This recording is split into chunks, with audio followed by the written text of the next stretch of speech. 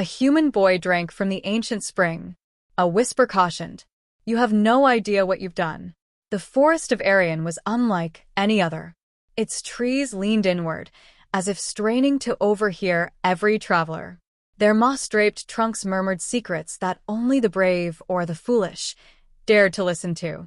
At the heart of this ancient wilderness lay a spring, small and hidden on no map, older than kingdoms, and far deadlier than any army. Few mortals had ever discovered it, and even fewer returned to speak.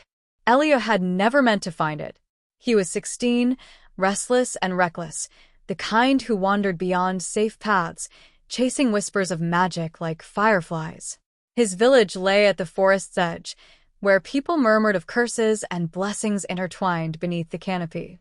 The elders often warned him, "Some doors stay closed for a reason." But Elia had never been one to heed advice.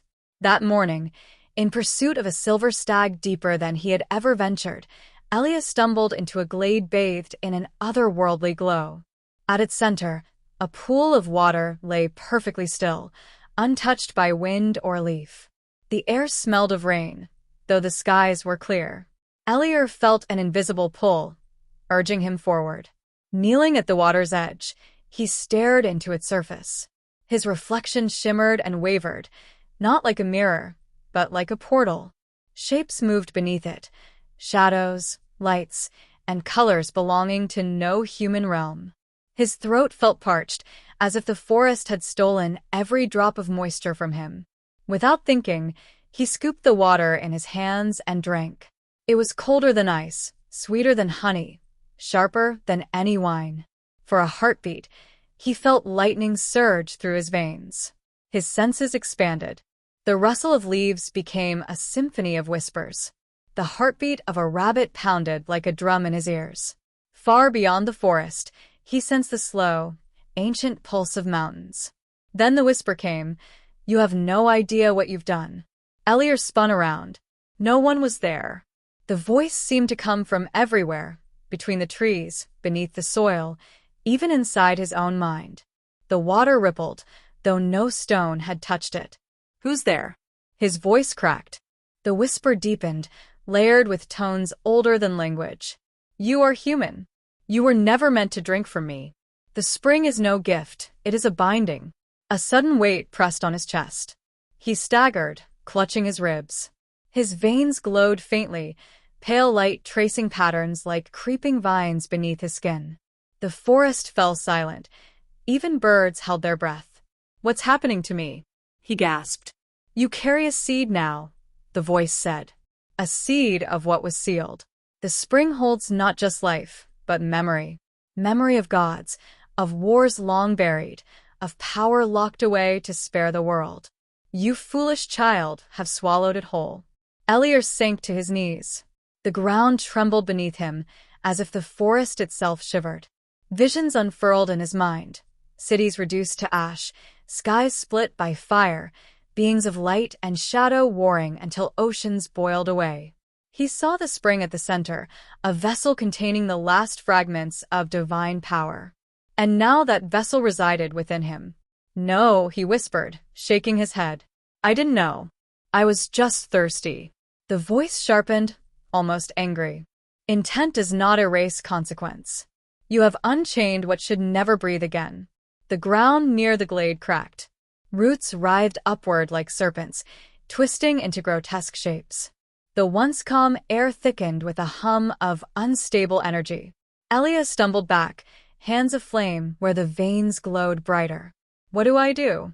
he cried. "Tell me how to fix it." The voice softened, sorrowful now. "There is no fixing, only carrying. What lies within you will awaken piece by piece. It will hunger and others will feel it. They will hunt you, to claim what you carry, or destroy you before it grows." His breath caught. He imagined his village, laughing children, his mother's gentle face, the sunlit fields. If hunters discovered what he had done, none would be safe. "Please," he begged, tears stinging his eyes. "Take it back." The spring rippled. For an instant, he saw a figure within its waters, a woman of pure light, her face etched with endless grief. Even if I wished, I cannot. The seed has chosen. It will root in you until your last breath. Remember, child, what you carry will either destroy you or remake the world. The vision dissolved. The spring calmed, as if nothing had occurred. The glade appeared ordinary, harmless, just another corner of the forest. Yet Elior's hand still glowed faintly. The forest still whispered his name. Within his chest, a rhythm pulsed, not his heartbeat, but something older, deeper, waiting to awaken. He turned and stumbled from the glade, half blinded by fear, half intoxicated with a power he could not comprehend. Behind him, the spring shimmered once, then dissolved into shadow, vanishing as if it had never existed. Yet the whisper lingered, softer now, curling around his ears like smoke. You have no idea what you've done. Elior felt a cold certainty settle over him. His life was no longer his own. He stumbled through the forest, branches clawing at his clothes, lungs burning with every ragged breath. The glow beneath his skin throbbed like a second heartbeat, relentless and insistent. No matter how far he ran, he could still feel the spring's presence behind him, as though its gaze were fixed upon his back. Finally, he reached the treeline. The sun was dipping toward his village. Smoke rose lazily from chimneys, and laughter floated on the wind. For a heartbeat, he froze, staring. The warmth of home should have eased him. Instead, dread fanned through his chest. What if they see the light in me? He thought. What if they hear the whisper too? The voice stirred again, quiet, coiled with secrets. Do not run to them. Not yet. They will not understand. And when the hunters come, they will be the first to burn. Elior's knees weakened. Hunters' powers, yet none of these words belonged to his world. Still, they now tethered his fate. He looked down at his glowing hands, trembling as if they belonged to another. The visions of fire and fractured skies returned. He saw, once more, the wars of beings beyond human reckoning. And in every vision, ruin began with a single spark, a single sip from the spring. His sip. Tears blurred his vision, but he clenched his jaw. If I carry this, I will carry it far away. They will not pay the price for my mistake. The forest seemed to exhale, either amused or approving. Above him, the first stars pierced the darkening sky.